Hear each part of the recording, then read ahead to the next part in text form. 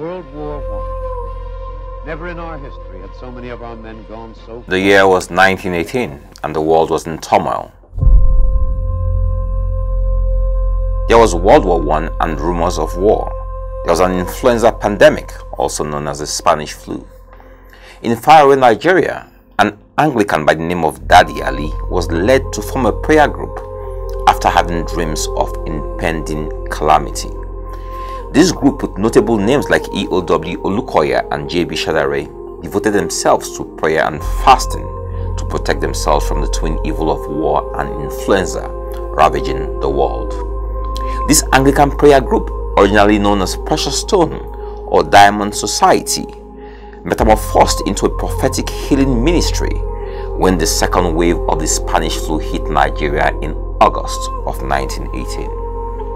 Before this time, South Africa was the country feeling the most impact of the second wave of the Spanish flu in Africa, just as South Africa is the country feeling the most impact of the second wave of the coronavirus in Africa. Then August came and all hell broke loose. Tens of thousands were dying from this Spanish flu that had no cure. Vaccines failed, charms failed, traditional practices also failed, and the Western missionaries appeared helpless, as it seemed their religion also had no answer. Then, a 19-year-old female member of this prayer group by the name of Sophia Odulami testified of a spiritual experience while infected with the Spanish flu. She says she heard a voice that said, "I shall send peace to this house and the whole world as the world war is ended." She further said that prayers and rainwater were the only remedies for the influenza and that no Western medicine should be used. This group turned into a major prayer and healing ministry, and as the colonial government ordered a complete shutdown of all public places, including churches, the Anglican Church complied, but this group refused and continued to hold their prayer sessions. They eventually split away from the Anglican Church and were famously known as Aladura. This was the birth of the Pentecostal movement in Nigeria. And the 7 years of plenteousness that was in the land of Egypt were ended, and the 7 years of death began to come, according as Joseph had said. And the death was in all lands, but in all the land of Egypt there was bread. And when all the land of Egypt was famished, the people cried to Pharaoh for bread. And Pharaoh said unto all the Egyptians, "Go unto Joseph. What he said to you, do." And the famine was over all the face of the earth. And Joseph opened all the storehouses and sold unto the Egyptians, and the famine waxed sore in the land of Egypt. And all countries came into Egypt to Joseph for to buy corn, because that the famine was so sore in all lands. A few days ago, the NCDC announced that someone had tested positive for the Delta variant of COVID-19 in Nigeria. This same Delta variant was described by Andy Slavitt, a former senior advisor to Joe Biden's COVID response team, as the 2020 version of COVID on steroids. It's twice as infectious, he said. He further went on to say this: "Fortunately, unlike 2020, we actually have a tool that stops the Delta variant in its tracks. It's called vaccine.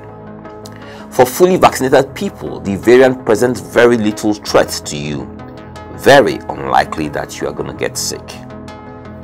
Barely 48 hours after he made this statement, Pfizer, a leading drug manufacturer and one of the powerhouses behind the COVID vaccine, said it was seeing waning or diminishing immunity from its vaccine and is now picking up its efforts to develop a booster dose that will protect people from variants. I have always said that COVID will go the way it came after the world has learnt the lessons of COVID. The Bible passage I read tells the story of Joseph and Egypt in a time of global crisis. There was famine all over the world, and God had orchestrated for Joseph to be enslaved in Egypt, for him to interpret Pharaoh's dream, for him to lead Egypt in this critical time. make the right decision to save for the rainy day, and thus had enough grains to save the world. A Hebrew man was prime minister over all of Egypt and used that opportunity to display love and benevolence to all mankind, including his jailers and those who sold him into slavery. He didn't mock Potiphar as we see the Buhari government doing by high-fiving and backslapping themselves over the arrest of Nnamdi Kanu.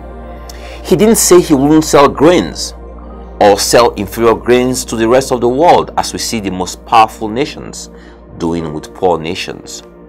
The folly of man is self-evident in the way nations want to close their borders and leave their neighbors to their fate. Is it really possible to close your borders while you allow commerce to continue? No. Those vessels will still bring the virus in the same way vessels brought the virus into Nigeria in 1918. Many have rushed to vaccinate themselves and their families, leaving their poor workers to their fate. Really? The same worker who cooks your food, drives you, washes your clothes, takes care of your children, passes files for you to sign, serves you in grocery stores or restaurants. Get real, guys.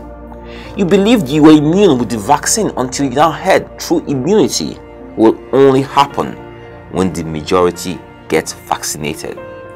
Your immunity is only as good as the next man's immunity. Until we all realize we are chained with the bond of humanity, we are merely engaged in self-deception. The only cure for this virus is love. Make no mistake about it. You'll keep on hearing stories about failed vaccines, failed herbal remedies, new variants, etc. People will wake up and start praying for their neighbors, start praying for the people in India, because they know that what happens in India will get to Nigeria someday. What happens in South Africa will get here someday. What happened in Chibok is spreading across northern Nigeria now. The bandits in Zamfara are now a problem in cities close to Abuja.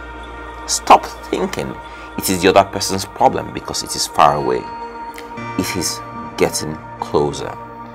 You didn't learn to pray when it was far. It is when it is close that you will suddenly discover how to pray. Do unto others as you will do unto yourself. Kids are being kidnapped across northern Nigeria, and parents in southern Nigeria have not stopped work to protest until all the kids are released. What is wrong with us?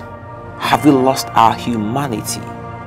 Are we not like the Buhari we so easily criticize?